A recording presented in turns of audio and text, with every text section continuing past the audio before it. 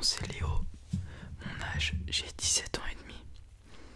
Ma classe, alors je suis en terminale et ma matière préférée c'est l'EPS. Le sport que je pratique, alors je fais du badminton, même si là à cause du confinement j'en fais plus. Mais ça devrait reprendre le 15 décembre j'espère. Alors, est-ce que j'habite en France? Oui, j'habite en France, au-dessus de Paris. Est-ce que j'ai une copine? Non, je n'ai pas de copine malheureusement. Mon manga préféré? Alors j'ai lu qu'un seul manga, Dragon Ball et Dragon Ball Z. Mais après je regarde des animés. Donc si je peux répondre pour mon animé préféré, ça serait, je pense, Hunter x Hunter. Même si c'est dommage qu'il n'y ait pas de suite. Togashi n'a toujours pas fait de chapitre depuis 2 ans. Du coup j'espère quand même que ce manga va se finir parce que je l'ai vraiment apprécié. Après j'aime bien aussi Demon Slayer, My Hero Academia, Dr Stone j'aime beaucoup. J'aime beaucoup parce que c'est un peu dystopique, un peu fin du monde parce qu'il se réveille 3000 ans plus tard tout ça. Et il y a beaucoup de science et j'adore la science franchement c'est super. Alors quel est ton meilleur look? Alors j'ai pas de préférence entre skater ou je ne sais pas quoi, mais j'aime beaucoup quand le matching il est bien fait, donc quand les couleurs sont bien associées j'adore. Du coup voilà, je dirais que l'essentiel c'est avoir un bon matching. Ma paire avec la plus grosse cote, alors c'est ma maison Château Rouge si elle était DS, mais étant donné que je l'ai portée, elle est plus neuve du coup elle a un peu moins de cote. Mais actuellement là je pense que vu que ma Dark Mocha est dead stock, donc c'est à dire neuve, je pense que c'est elle qui a le plus de cote. Alors quelle paire je rêverais d'avoir? Alors je rêverais d'avoir la Nike SB Dunk Low Strangelove ou la Travis. J'aime bien aussi la Blazer avec Frog Skateboarding.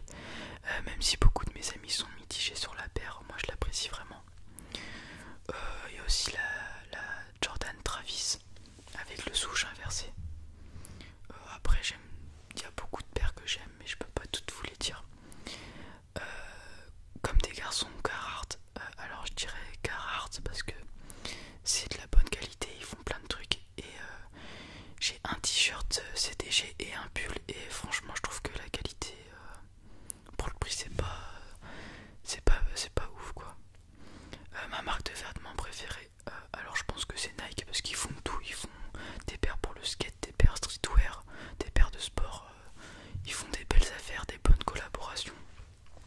Petit défaut, la qualité des paires, il y a souvent des bouts de colle ou des mauvaises finitions. Le pays que je rêverais de visiter, alors bien évidemment le Japon. Je trouve ça vraiment beau et puis je pense que tout le monde veut y aller. Et il y a aussi les États-Unis pour pas le rêve américain mais voir le quotidien là-bas. Parce que je sais que tout le monde pense que les États-Unis c'est cool avec le rêve américain, tout ça. Mais il y a quand même pas mal de problèmes sociaux. Par exemple avec le mouvement Black Lives Matter et tout. Du coup j'aimerais bien voir ce qui se passe là-bas de mes propres yeux. Alors on va passer sur les questions sur Pokémon. Alors il n'y en a que deux mais il y en a une qui va être assez longue à répondre je pense. Du coup mon starter préféré c'est sûrement Tortibus ou Vipellière. Et en fait en général j'aime beaucoup les starters de type plante. Donc tout ce qui est Vipellière, Tortibus, Bulbizarre, c'est vraiment ce que je préfère. Même si j'avoue que Salamèche, il est pas mal. Même type Plouf, en fait je les aime tous, ils sont tous stylés je trouve. Après sur les dernières séries, donc sur Soleil et Lune, tout ça, je connais pas trop parce que j'ai arrêté les tournois il y a assez longtemps et j'ai arrêté d'acheter des boosters il y a longtemps. Mais là je vais m'y remettre avec ma chaîne, je pense que c'est le moment opportun. Alors la dernière fois je vous avais parlé du fait que je faisais des tournois. Du coup il y a des gens qui m'ont demandé comment ça marchait.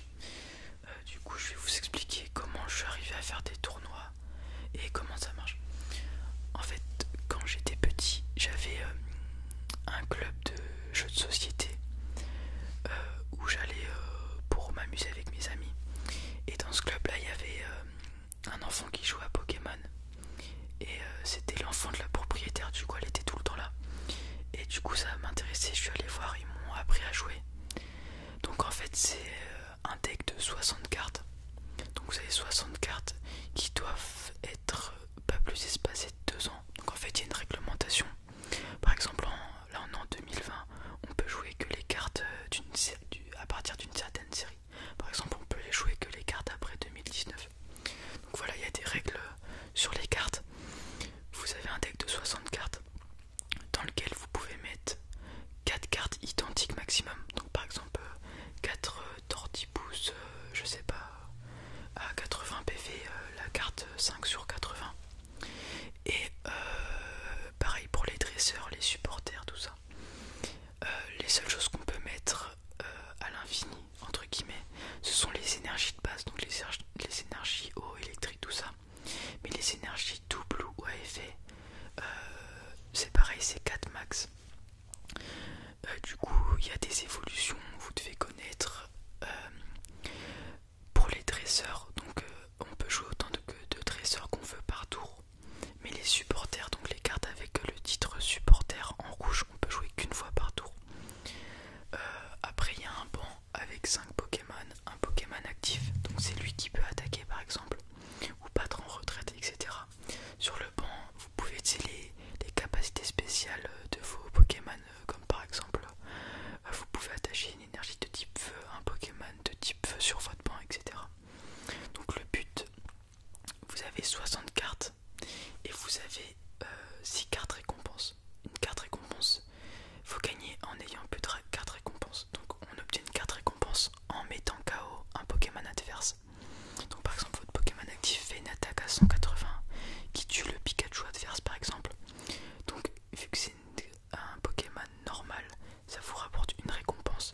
Mais il y a des Pokémon, par exemple les Pokémon de type X, les Pokémon X par exemple Lugia X rapportent 2 récompenses. En fait ça dépend, les Pokémon il y en a qui rapportent plus que d'autres. Et donc votre but c'est de gagner la partie en prenant toutes les cartes récompenses. Ou il y a une autre façon, si votre adversaire n'a plus de cartes par exemple dans son deck, qui pioche sa dernière carte, au tour d'après il a perdu la partie. Voilà. Qu'est-ce que je peux dire d'autre? Du coup oui, j'ai appris à jouer à Pokémon quand j'étais petit à ce club. Après j'ai appris qu'il y avait des tournois, du coup je me suis inscrit. C'est pas si cher que ça, il me semble que c'est une inscription à l'année. C'était à l'année. Et donc on peut faire les tournois, c'était environ une toutes les 2-3 semaines. Et dans ma région c'était assez actif, puisqu'il y avait le gérant de tournois français dans ma région. Et mon village accueillait souvent les tournois. Il a d'ailleurs accueilli plusieurs années de suite les championnats de France auxquels j'ai participé. Et du coup voilà, je me suis amené à faire des tournois. Au début je les faisais avec des amis et j'étais pas vraiment dans un esprit de compétition, mais dans un esprit de m'amuser, surtout qu'à la fin on gagne des boosters à la fin des tournois. Et puis du coup voilà, dans un esprit d'amusement. Et après mes amis sont partis, moi j'ai continué. Et je me suis vraiment intéressé. Les boosters étaient pas très chers, 3 € le booster, alors qu'en commerce c'est 6 €.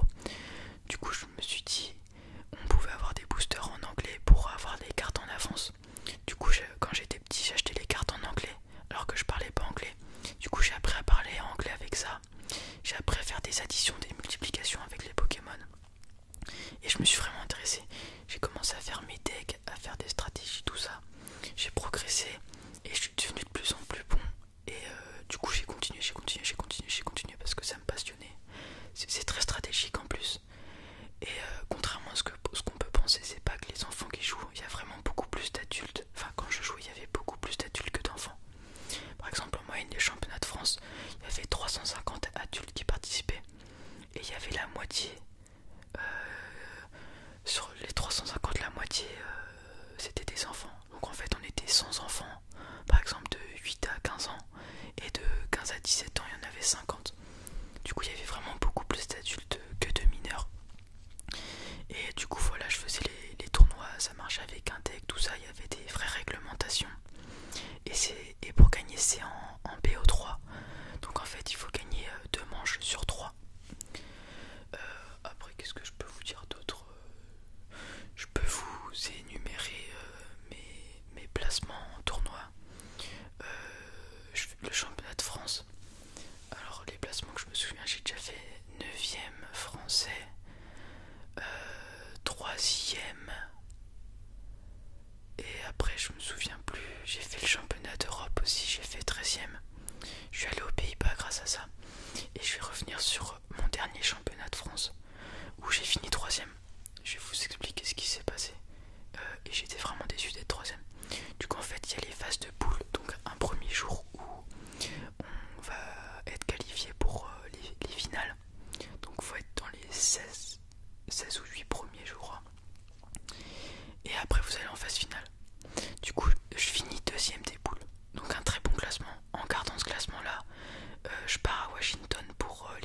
championnat du monde tout frais payé.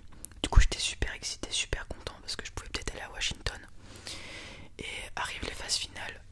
Donc là il n'y a plus de classement, plus de premier, deuxième, troisième. Enfin, le premier joue contre le huitième, le deuxième contre le septième. Du coup je joue contre le septième. Je gagne mon match. Du coup on arrive en quart. Donc il reste 4 joueurs qui ont gagné leur match. Et malheureusement pour moi, j'affronte un deck qui me contre. C'est-à-dire que les cartes Pokémon ont des faiblesses. Donc moi je joue un deck de type eau, donc je suis faible au type plante. Et mon adversaire joue un deck uniquement de type plante. Du coup j'étais très mal parti. Je fais la première manche je perds, la deuxième je gagne. Mais malheureusement la troisième je perds. Du coup j'arrive en petite finale. Impossible pour moi d'aller à Washington, puisque c'était uniquement les deux premiers qui allaient à Washington. J'arrive quand même à faire troisième, mais j'étais vraiment déçu parce que à une place près j'allais à Washington et du coup ça m'avait vraiment ruiné le mental. Mais bon, c'est pas très grave. Du coup voilà, je vous expliquais, je pense, peut-être c'était pas très détaillé, je suis un peu parti à droite, à gauche, mais c'est pas grave, j'espère que vous avez compris comment fonctionnaient les tournois. C'est des manches, plus vous gagnez, plus vous montez, machin et tout. Et puis voilà.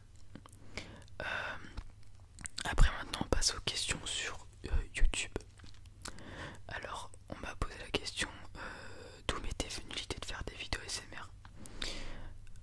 Alors je regarde le ASMR depuis que je suis en 4ème ou 3ème. Du coup ça fait 4 ans, un peu plus de 4 ans je crois. Et j'ai toujours aimé l'ASMR. Et puis souvent quand je m'ennuie ou en cours, je prends des objets et je tape dessus, je fais du tapping, je les mets à mon oreille comme ça. J'écoute et je me dis ah ça serait un bon son pour une vidéo ASMR ça par exemple. Et puis avec le confinement, il n'y avait rien à faire. Je me dis ça serait bien que j'achète un micro hein, quand même. Comme ça je fais des vidéos et puis vu que tout le monde est confiné, ma chaîne peut progresser assez vite puisque tout le monde regarde des vidéos. Peut-être qu'il y en a qui sont dans de mauvais moods à cette période et qui regarderont beaucoup d'ASMR. Du coup, pendant le confinement, j'ai pas pu acheter de micro, mais j'en ai acheté un après pour mon anniversaire et c'est de là que j'ai commencé à faire des vidéos. Et puis d'ailleurs, je vous remercie parce que franchement, je trouve que la chaîne monte assez vite. Mes vidéos elles ne sont pas travaillées, elles sont pas montées ni rien. J'y vais à l'improviste. Et puis vous êtes beaucoup à apprécier mes vidéos. Il y a vraiment pas beaucoup de dislikes et tout. Vraiment, je vous remercie. Il y a beaucoup de gens qui commentent quasiment toutes mes vidéos. Vraiment, je vous remercie. On m'a posé la question aussi, est-ce que je pouvais faire un roleplay médecin? Alors, oui, je vais en faire un, mais j'espère juste que mon petit frère ramène sa blouse de physique pour que je puisse me déguiser un peu, faire une vidéo un peu travaillée avec une blouse. Je vais pas faire une vidéo médecin avec un t-shirt Nike. Il y a des gens qui m'ont posé la question, est-ce que je vais faire de YouTube mon métier? Alors je pense que c'est un petit peu précoce pour parler de métier parce que j'ai que 17 ans et puis la chaîne est loin d'être monétisée. Enfin loin. Elle va être monétisée un jour bien sûr, mais je ne toucherai pas des 1000 et des 100. Du coup, si ça arrive un jour qu'elle se monétise et que je gagne assez pour être indépendant, bien sûr je le fais directement. Voilà, je le fais directement, mais je vous en reparlerai plus tard je pense. On m'a aussi posé la question, vas-tu faire de la l'ASMR à vie? Je pense très clairement que oui. En plus de ça, si mon YouTube devient mon métier, je le dis encore, c'est peut-être précoce pour parler de métier pour l'instant, mais oui, si ça devient mon métier, je pense que les ASMR sera un des trucs principaux de ma vie.